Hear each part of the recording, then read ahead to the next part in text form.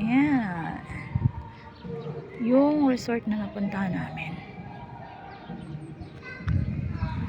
Ayan yung paikot niya. Bago lang siya, bagong gawa. Pero pinaparent na siya. Ayan. Doon yung swimming pool sa taas.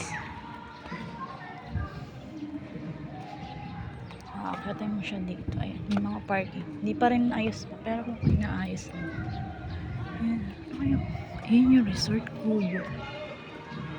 Kubo Grill. Ewan ko anong pangalan nitong resort na to.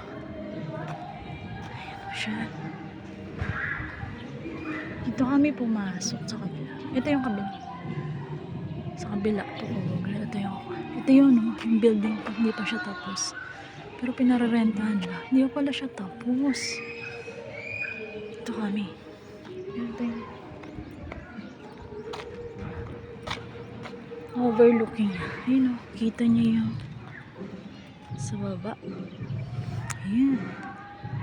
Ito niyo yan. Napakalawak. Building na yun.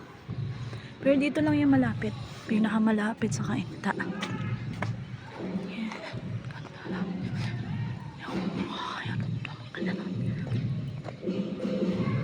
Hindi pala siya tapos. Taas pala to.